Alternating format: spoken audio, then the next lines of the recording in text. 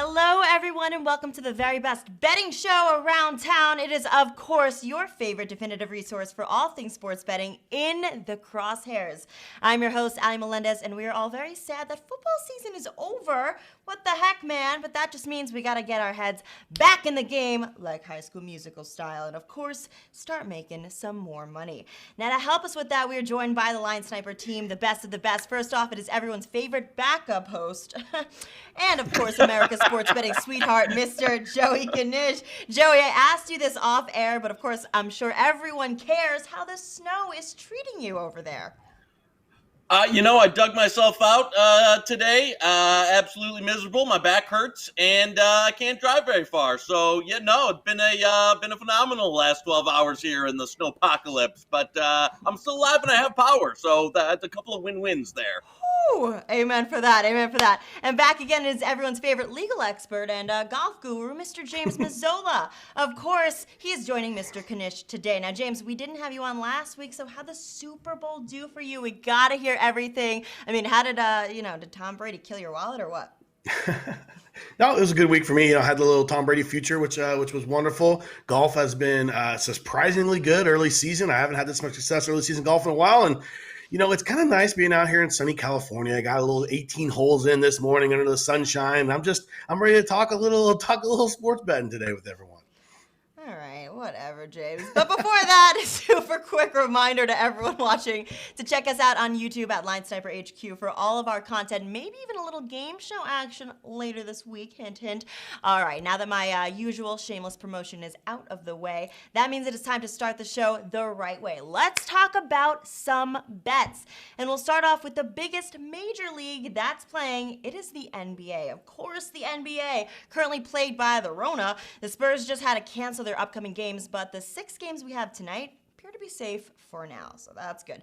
Now we got Bucks against Raptors, my Nets versus the shockingly okay Suns, all right, and 8 more teams in action. Boys, we got some basketball to talk about. And James, I think you're going to start us off today. Knish gets to go first way too often. So what you got on the hardwood, Mr. Mazolla? What are your thoughts here? Awesome. You mentioned your Nets. I did play a Suns number that is no longer available with some injury news, but we'll talk a little bit more about them in the prop section.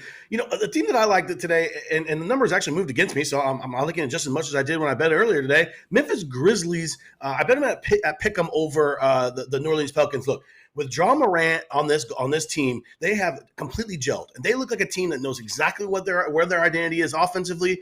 Defensively, they're giving up a little too many points for my liking. But the nice thing is they're going against a Pelicans team who, as opposed to what we've seen from the Grizzlies, and you're looking at the first two draft picks in 2019 here going head to head.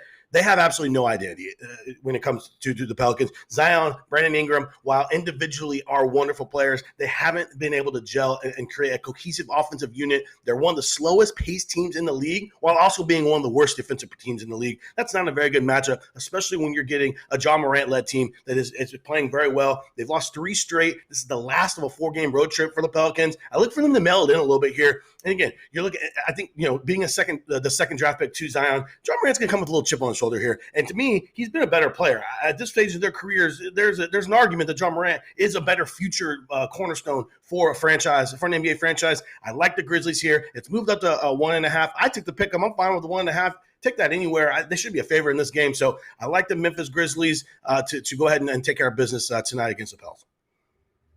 Anything? What do you got? What do you got, Knish? You know what? I'm going with, I like when we talked about fraudulent teams during the NFL, and we're going into the NBA, and the fraudulent team in the NBA is the Boston Celtics. And it's a team that a lot of people thought before the season was going to be a contender, had, Jaylen Brown, Jason Tatum on the upswing. And the bottom line is that even with those guys playing well, the rest of the team has kind of crumbled around them. They've got a number of injuries. They've had some COVID issues. Kemba Walker, and we'll get to another one in the prop section, absolutely good. I know he had a nice game last game, but he's been absolutely cooked from a production standpoint and an efficiency standpoint. They're playing a number of young guys that aren't playing well. And for me, I like this Nuggets team. I took some Nuggets. There's 2.5 out there. It's kind of been fluctuating, 2.5. I like the Nuggets as a dog here. I don't believe in Boston. A disgraceful effort against the Pistons a couple games ago, where and just the team has not been playing at a high level for time. I think they're too thin roster-wise. I like where the Nuggets are at. They've started to play better ball, better defense. Give me the Nugs. I like them +2. Like a little bit of money line there too. All right. So Dr. Knish likes the Nuggets to run the board with that 2-point safety net where James is just keeping things, nice and simple, chilling out in Cali and the warmth, saving y'all the Grizzlies, all right, are going to win. Now, we know you guys in basketball are in that headspace right now, so let's just stay there for a bit. Let's keep going because spring training doesn't start till the end of February. So we got a lot of basketball to cover, literally. And let's stay in the NBA, maybe in those same games we just talked about, but now with the props market, like you mentioned before, Joey. So if you guys have watched any of the courses on LineSniper.com, or even if you just watched this show, hey, you must know that player props are a great way to make some money. So let's do that and do it right now. What do you say? Knish, you can keep it going here, but just take us to the props. Which of those tall boys in the NBA do the sportsbook just have the wrong lines on? No, and then this is one will come out for same game with the Celtics there. I know Kemba Walker last game had one of his better games in the season. I think it's tough when you're on his, with the knee injuries he had to bring that, on a repetitive basis, especially on a little bit of short rest here. So I like Kemba Walker under PRA, points, rebounds, assists. There's some 27.5, 26.5 there. I see at DK. I like under there. He's not a guy that's shouldering a lot of the scoring load. Especially matchup-wise tonight, I think you'll see more of Tatum, more of Brown. Had one game, I think we're getting a little bit of value here in regards to being able to play his unders. It's been a play a lot of the season for me, and I think you can get him now after having a solid game. I don't see him matching that production, so give me the Kemba unders along with our Nuggets and Celtics fade to double up here on the Celtics fade. What you got for me, J-Man? I mentioned earlier, I like the Suns. Not at the number it is currently. Took a little -2, but what we're at here, Devin Booker is going to go absolutely ham in this game. And he's facing literally the worst defense, especially for guarding guards in the entire league. You have Chris Paul, who's managing this offense wonderfully. I mean, and you have a lot of contributions, between what he's doing with Ayton and obviously setting up Booker. And Booker's going to have a field day against this Nets defense that since getting Harden has been the worst defensive team maybe ever. There's some stats that suggest they might be the worst defensive team ever. So again, while I do like the Suns at that -2, it's up to -7, -8 now for what I'm seeing. That's a little too rich for my blood, but we can still get the Devin Booker prop over points. Now, he doesn't fill up much. He's not much of an assist guy, definitely not a rebound guy from that guard position, but we can take his over points total comfortably considering the inept defense that the Nets have been running out there pretty much for the last 2-3 weeks. So that's my play right there, Devin Booker over points. Did I hear a little something about you betting against the Nets? I don't like that. But I guess if it's going to make us some money, I can allow it just this time. But you better watch yourself, J-Man, all right? I'm watching you. Now, we are getting closer to the sports betting holiday that is March Madness, which means we need to definitely dial in and focus here, boys. I want that full attention. We got to know what's going on in the NCAA if we want to win big in March. So, James, like every week, we have a million NCAA games, but which one should we actually care about and why? So, we had a cancellation, Baylor, West Virginia, which is a game that I was looking forward to watching. I have a lot on that West Virginia team. I think it could have gave them a run. Fortunately, COVID hit. But, being a West Coast guy, especially, I went to college in Washington, University of Washington. They have a nice little basketball rivalry with Gonzaga. So I pay attention to the Zags. And the funny thing about the Zags over the years, they've always had some wonderful teams. But one team that's been a thorn in their side, the St. Mary Gales, from the Bay Area, just across the road here from where I live right now. They play this Saturday. Again, St. Mary's is not the kind of St. Mary's team that we have seen back in the Patty Mills days when they would just grab all the Australians and have a wonderful squad.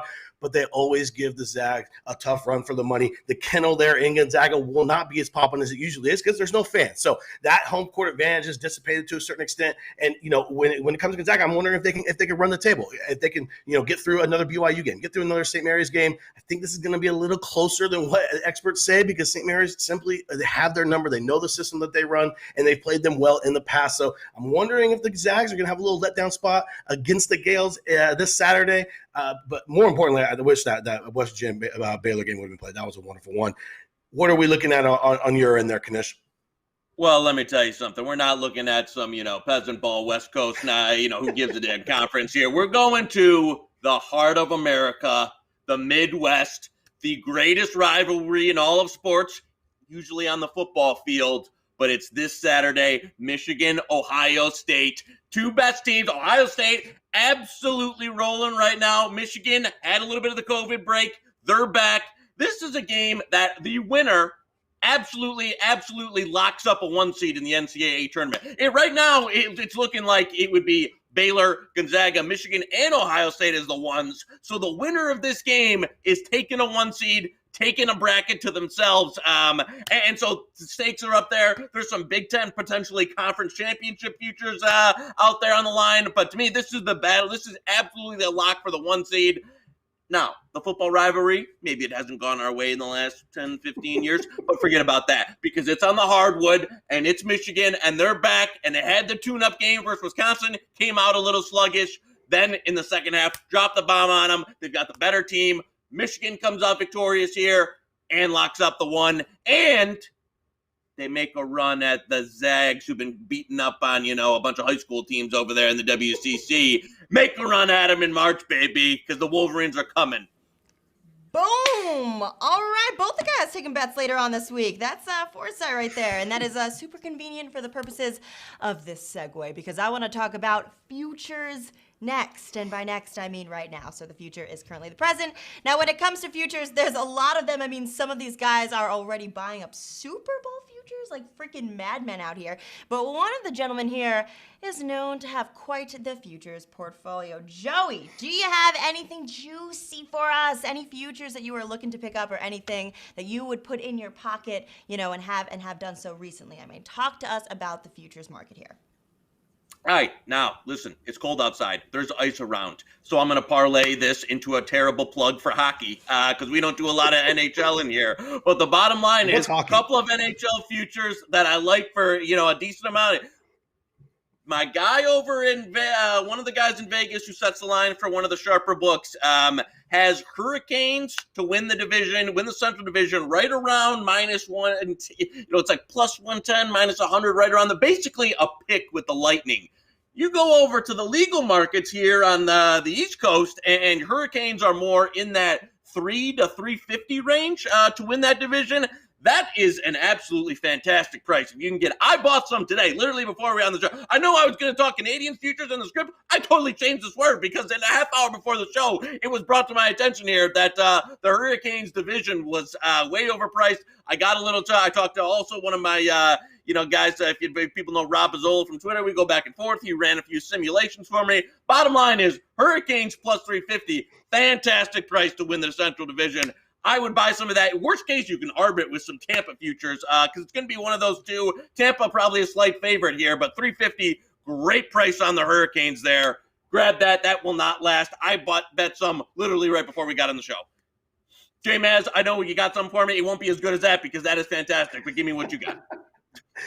Alec mentioned spring training. We're going to the Diamond, one of my favorite pastimes. I started betting baseballs where I began. So here's the thing. The Atlanta Braves are way undervalued in this market right now. You're talking about a 3-time NL East champion, okay? Took Dodger, had a 3-1 lead in the NLCS last year. They get Soroka back. They signed, anyone who remembers, the run that the Astros went on in 2017. Charlie Morton is the third starter now, and they have, they grabbed Ozuna, they re-signed Ozuna, and Christian Pache, the number 3 prospect in baseball, outfielder, center fielder, one of the best defensive guys. Looks like Andrew Jones out there, to be honest with you, is in the pipeline, and you're getting a longer number on them than the White Sox and the Mets? What are we talking about here? I mean, the Mets have done absolutely nothing. They can't even make the playoffs, and the White Sox are so young. They've shown absolutely nothing. So this is the team that now, again, the Dodgers are very tough. The Dodgers, top to bottom, are the best team in baseball. One of the best teams maybe ever assembled. If they 110 wins from them is not going to be very surprising, but the Braves need to be respected in this market, considering they basically return everyone to it from a team that had the Dodgers down 3-1 in LCS last year, and they're young, okay? And they also get a bump in the pitching. So when I'm looking at the World Series market, 12-1, Atlanta Braves, you can find anywhere up to 15. I think that's a steal. They should be a lot closer to 9-8 at what the Mets and the White Sox are. So you're telling me I missed one show. And Ron and Knish talk about hockey for 15 minutes. Now he's throwing out, freaking Hurricanes futures. This guy, I can't even take him. Well, while Knish is now apparently a hockey guru, we happen to have a certain other sports specialist on the show today. Yes, of course, it is that wonderful time of the week where James gets to tell us all about what we should care about in the PGA. So, where can we place our bets? I want to sit back, want to relax, maybe in Cali with a little drink in my hand as we watch the tournament live out of the Riviera Country Club in your backyard. So, Mr. Mazolla, tell us a pretty story about the Genesis Open. Absolutely. We're at Riviera Country Club, one of the iconic venues of the PGA Tour stop. It's been, they've been having tournaments there since the 50s. Okay. So we know the course.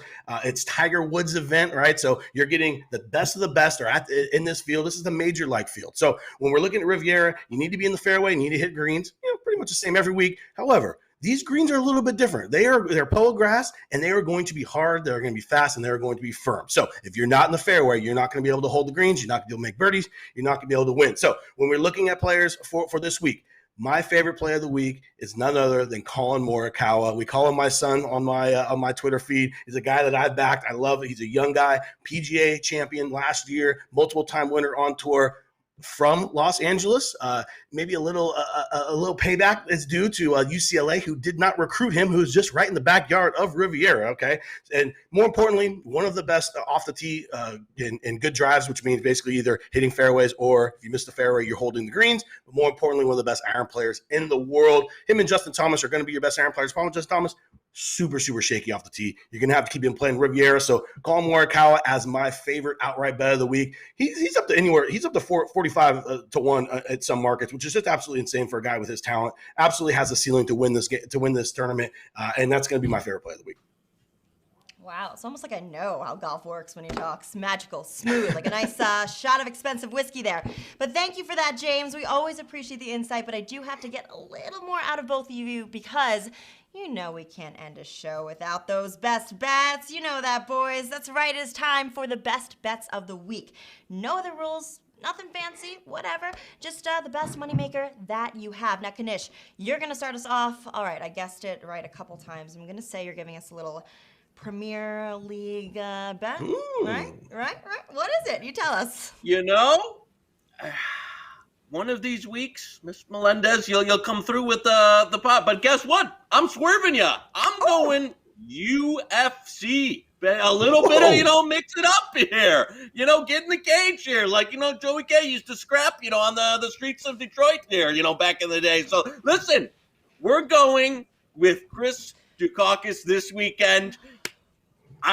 Listen, I'm not going to pretend like I'm Dana White over here coming and, throwing a few hate gigs. But the bottom line is some serious people I know bet this. They get it. I sent it this morning. I filled it.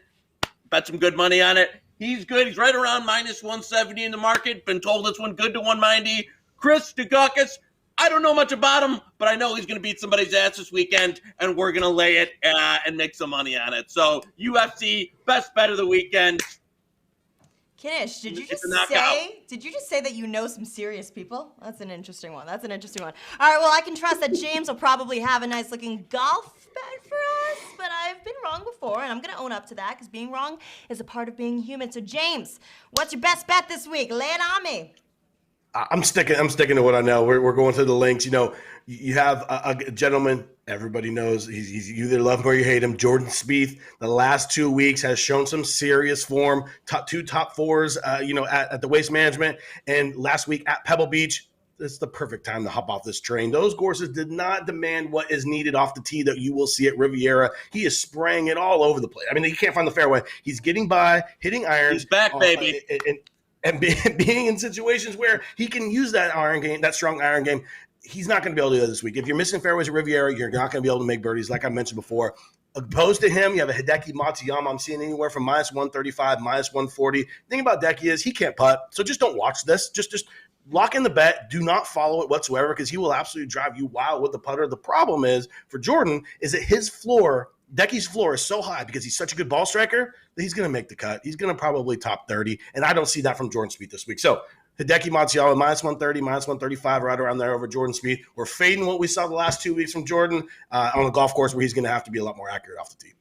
All right. Well, two beautiful bets from these two beautiful brains. And that will wrap this episode of In the Crosshairs up in a nice little DeChambeau. Is that overused? I just love that. All right. Well, thank you so much for watching. And, of course, for joining us. Remember, you can find absolutely everything by us on linesniper.com, and go ahead and follow our socials. That is Line Sniper HQ on all platforms. Be sure to stay tuned to our channel for Dave Millhouse's MMA Fight Night podcast later this week. And a little Friday edition of The Moneyline is Right.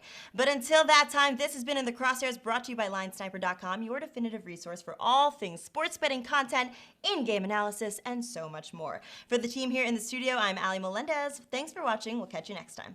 Steps into it, the windmill slam.